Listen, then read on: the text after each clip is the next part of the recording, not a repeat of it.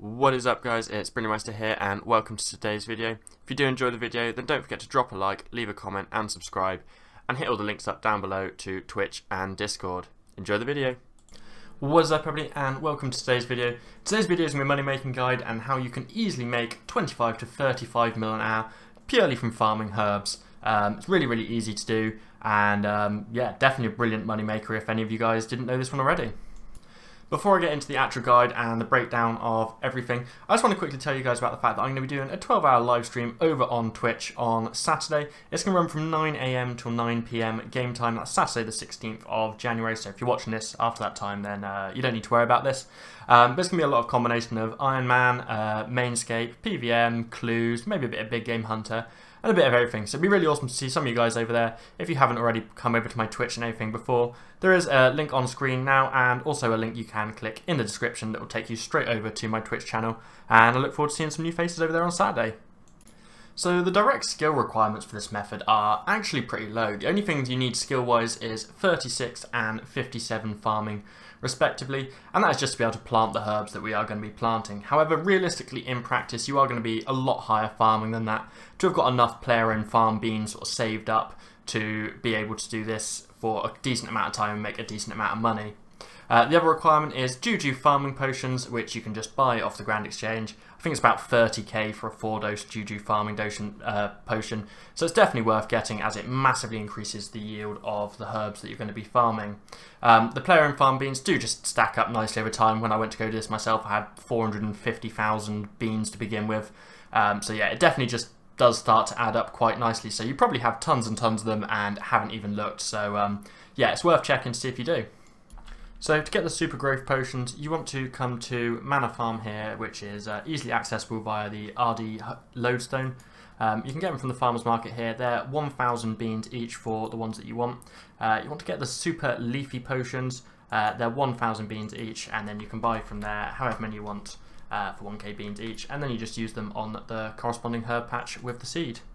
So on screen now is the gear and inventory setup that I have personally been using for this. The seeds that you're going to be growing is either spiritweed or bloodweed seeds. Spiritweed are the slightly less profitable and at nearer the 20 mil per hour, which is still an absolutely incredible GP rate for basically just farming herbs.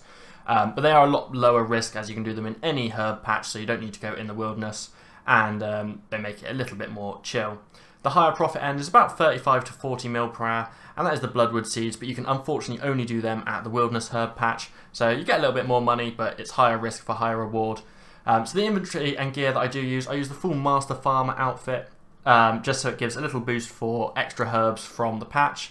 Then I use the farming cape because it gives you the chance to automatically note everything that you're getting from there instantly and harvest the whole patch instantly, so it speeds it up a little bit and just a nice little bit of quality of life.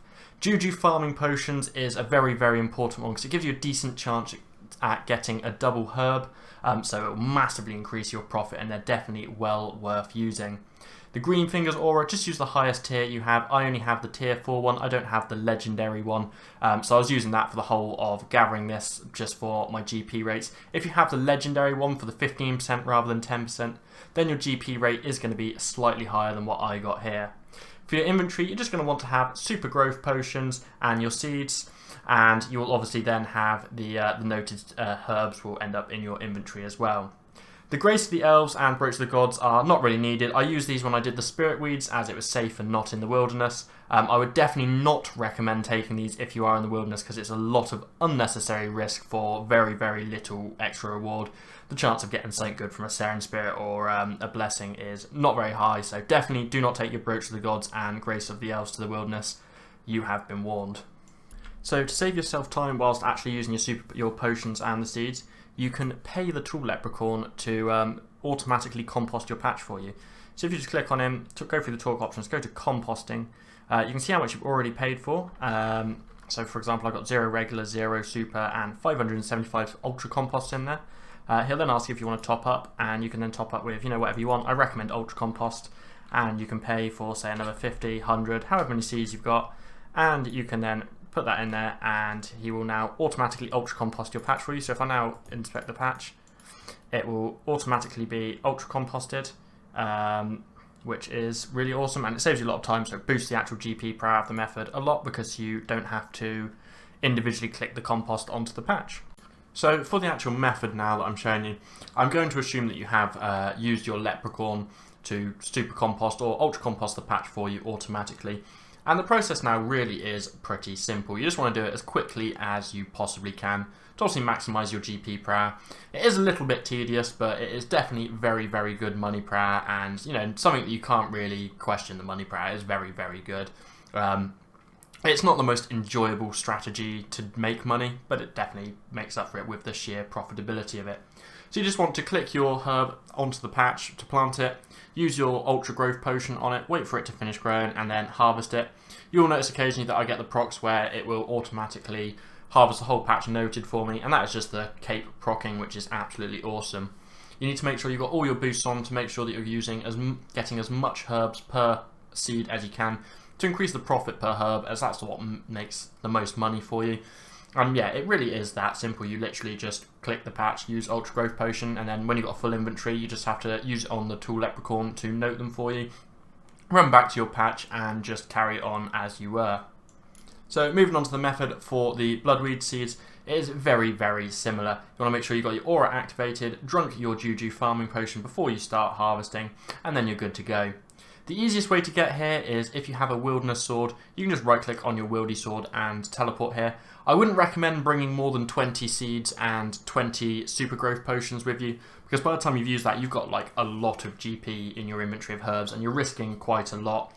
So I wouldn't bring like your whole stack of like 100 or 200 here, because by the time you get to the end of that, if you get PK'd, you're going to make some PK very, very happy, because you'll be dropping a big chunk on the floor. So I try to limit myself to 20 to 30 seeds per inventory, and then just run to the obelisk over to the southwest, teleport there back to under level 20 wildy, and then I can just teleport out to the PBM hub, Max Guild, or Edgeville, wherever you want to teleport to. And then you can just teleport back again with your wilderness sword. Occasionally you will get very lucky, and there is a banker guy that walks around roughly in this area in the wilderness, and occasionally he will walk towards you, in which case, you know, you can just bank all your herbs there, quickly restock, and it saves you the trip to the bank. But it's not something that I would rely on.